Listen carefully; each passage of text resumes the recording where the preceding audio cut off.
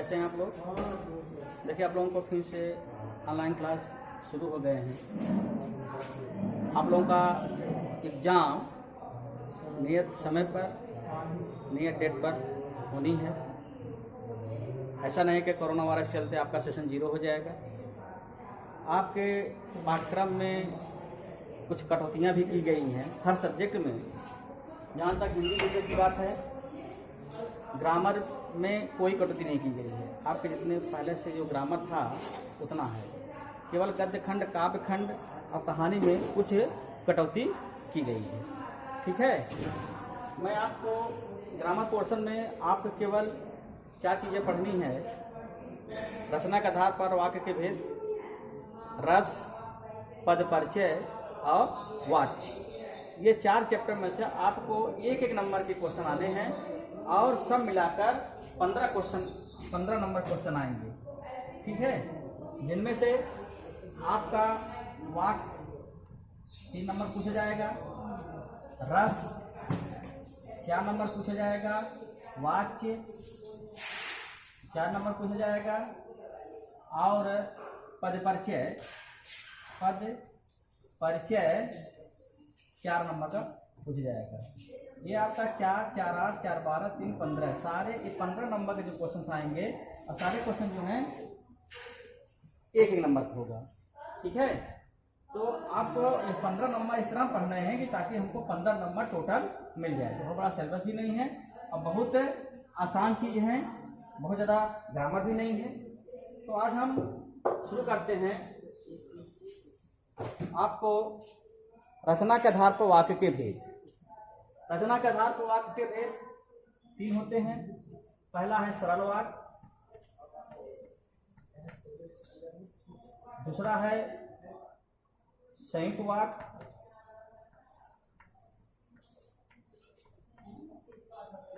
और तीसरा है मिश्र वाक्य। ये 3 हैं रचना के आधार पर वाक्य भेद। ये तीनों पढ़ने हैं। इनमें से 3 नंबर क्वेश्चन आएगा। अब क्वेश्चन किस प्रकार आएगा भी जान लीजिए। एक क्वेश्चन आएगा आपको कौन से वाक्य है इसको पहचानना है। एक क्वेश्चन आएगा वाक्य रूपांतरण। आपको सरल वाक्य से संयुक्त वाक्य बदलना है, संयुक्त वाक्य से मिश्र वाक्य बदलना है, मिश्र वाक्य से सरल वाक्य बदलना है और सरल वाक्य से मिश्र वाक्य बदलना है। और एक नंबर आता है आश्रित उपवाक्य पूछा जाता है।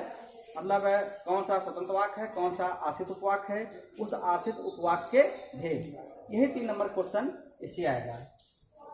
तो सबप्रथम हम सरल वाक्य चलते हैं। सरल वाक्य वह वाक्य होता है जिसमें ये सहायक क्रिया जो मुख्य क्रिया होती है, केवल एक सहायक एक मुख्य क्रिया होती है। सरल वाक्य में क्या होता है, एक मुख्य क्रिया होती है। क्रिया कई पद हो सकते हैं लेकिन एक मुख्य क्रिया होती है। जैसे आपका है वह साधु है, वह साधु है, इसमें एक क्रिया है। ठीक, वह खा रहा था, वह खा रहा था। अब देखिए कहा गया है इसमें एक मुख्य क्रिया के पद कई हो सकते हैं लेकिन मुख्य क्रिया एक ही होगी। इसे वह साधु है, इसमें एक मुख्य क्रिया है। वह खा रहा था, इसमें 2 क्रिया के 2 पद हैं, रहा और था, लेकिन मुख्य क्रिया क्या है, था। इसलिए क्या हो गया, सरल वाक्य। सरल वाक्य में ये भी है, सरल वाक्य में एक उद्देश्य होता है, एक विधेय होता है। उद्देश्य और विधेय क्या है इसको समझ लीजिए आप। उद्देश्य और विधेय आप जानते ही होंगे, पिछली कक्षाओं में आप पढ़े भी होंगे। उद्देश्य वाक्य में जिसके विषय में जो कुछ कहा जाता है उसे उद्देश्य कहते हैं, और उद्देश्य के विषय में जो कहा जाता है उसे विधेय कहते हैं। जैसे राम आम खाता है,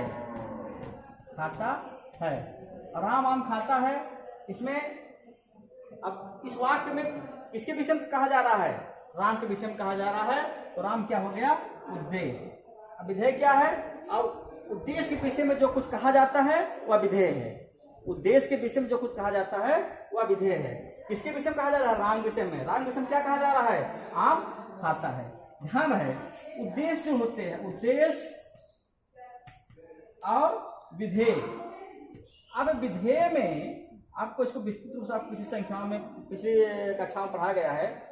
विधेय में कर्ता होता है और कर्ता का विस्तार और कर्ता का विस्तार।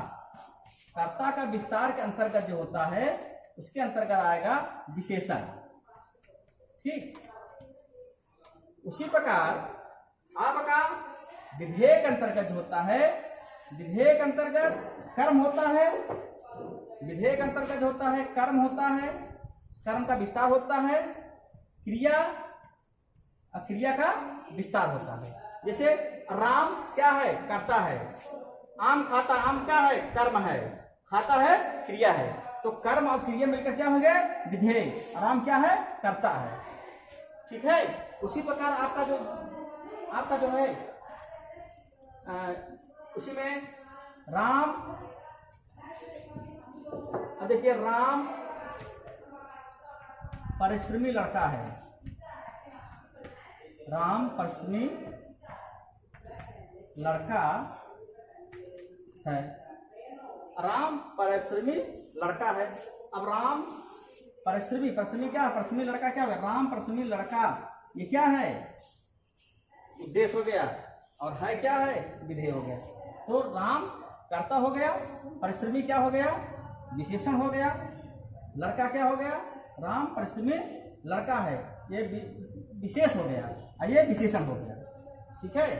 तो विशेषण विशेष कर्ता ये सब कहा गया, विधेय का विस्तार हो गया। और है क्या है? विधेय। तो एक उद्देश्य और विधेय और एक मुख्य क्रिया जिसमें होती है वह साधारण वाक्य होता है। समझे? दूसरा है संयुक्त वाक्य। दूसरा है संयुक्त वाक्य। संयुक्त वाक्य, संयुक्त वाक्य वह वाक्य होता है जिसमें दो स्वतंत्र वाक्य होते हैं। ध्यान दीजिए, संयुक्त वाक्य में दो वाक्य आपस में जुड़े होते हैं और दोनों क्या होते हैं? स्वतंत्र होते हैं। ठीक है। और सबसे बड़ी पहचान होती है संयुक्त वाक्य में, संयुक्त वाक्य में जो होते हैं वो समाधिकरण समुच्चय बोधक से जुड़े होते हैं। समाधिकरण समुच्चय बोधक, समाधिकरण समुच्चय बोधक। अब देखिए, अब प्रश्न आता है समाधिकरण समुच्चय बोधक क्या है? इसको मैं पिछली कक्षाओं में बहुत ही विधिवत, बहुत ही विस्तृत रूप से आपको समुच्चय बोधक पढ़ाया गया था। किस चैप्टर में? अव्यय में।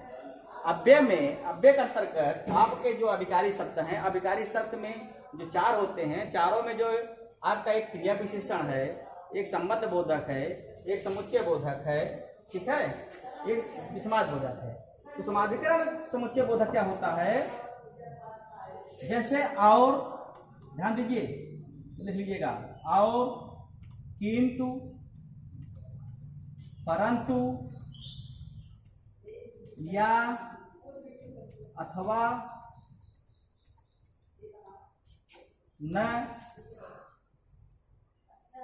न तो। ठीक। और, किंतु, परंतु, या, अथवा, इसलिए और पर, ये जितने चिन्ह होते हैं ये क्या हैं? समाधिकरण समुच्चय बोधक। ध्यान दीजिए, आप कक्षा क्लास 8 की व्याकरण की बुक लेकर उसमें आप समाधिकरण समुच्चय बोधक, व्याकरण समुच्चय बोधक विधिवत जाकर पढ़ लीजिएगा। क्योंकि पिछला जितने ग्रामर पोर्शन है आपको, जब आपको परिचय पढ़ाया जाएगा, संज्ञा, सर्वनाम, विशेषण, क्रिया विशेषण, कर्ता, कारक, ये सारी चीजें आपको दिमाग में हमेशा रहना है चाहिए। एकदम आपको ग्रामर अगर नहीं आएगा आप परिचय नहीं कर पाएंगे। ठीक है। तो आपको इतना ध्यान देना है कि संयुक्त वाक्य होते हैं, दोनों वाक्य स्वतंत्र होते हैं और वह जो होते हैं किसी न किसी समाधिकरण समुच्चय बोधक से जुड़े होते हैं। समाधिकरण समुच्चय बोधक जो है, और, किंतु, परंतु, या, अथवा, न तो, इसलिए, पर, ये सब क्या है? समाधिकरण समुच्चय बोधक के चिन्ह हैं। अब देखिए उदाहरण देखिए, जैसे आपका एक उदाहरण है संयुक्त वाक्य का कि रात हुई और तारे निकले।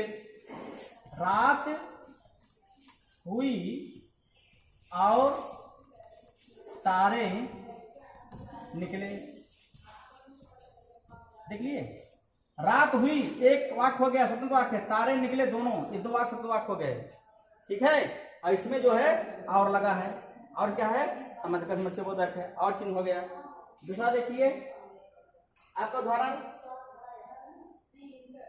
मोहन बीमार है इसलिए आ नहीं सका। मोहन बीमार है इसलिए, मोहन बीमार है इसलिए आ नहीं सका, आ नहीं सका। अब देखिए इसमें इसलिए आ गया, ध्यान दिए, मोहन बीमार है इसलिए आ नहीं सका, क्या हो गया, संयुक्त वाक्य। सब समाजीकरण समुच्चय बोधक जो है, आप समाजीकरण समुच्चय बोधक का चिन्ह जान जाएंगे तो निश्चित रूप से आप संयुक्त वाक्य पहचानने में गलती नहीं करेंगे। मैं स्कूल जाऊंगा या शादी पर जाऊंगा, मैं स्कूल जाऊंगा या शादी पर, या शादी पर। अब यहाँ पर या आ गया, मैं स्कूल जाऊंगा एक स्वतंत्र वाक्य, या शादी पर दूसरा स्वतंत्र वाक्य हो गया, और एक है या क्या है, समुच्चय बोधक का चिन्ह है। तो किंतु, परंतु, लेकिन, अगर, मगर, या, और, अथवा, इसलिए, न तो, ये सारे जो चिन्ह होते हैं ये समाजीकरण समुच्चय बोधक के चिन्ह होते हैं। ये जहां भी आ जाएं ये क्या होते हैं, संयुक्त वाक्य होते हैं। और कभी कभी क्या होता है, तुम मान जाओ अन्यथा पिटोगे। एक नाम देख लो, तुम मान जाओ, तुम मान जाओ अन्यथा पिटोगे। यहाँ पर क्या आ गया, अन्यथा आ गया। ठीक है, तो क्या हो गया, ये संयुक्त वाक्य हो गया। ठीक है, और भी उदाहरण आप अपनी बुक से पढ़िएगा। तो ये था रचना के आधार पर वाक्य के भेद में, पहला सरल वाक्य, दूसरा संयुक्त वाक्य, लास्ट में है मिश्र वाक्य। इसको हम आपको नेक्स्ट वीडियो में बताऊंगा। ठीक है, धन्यवाद।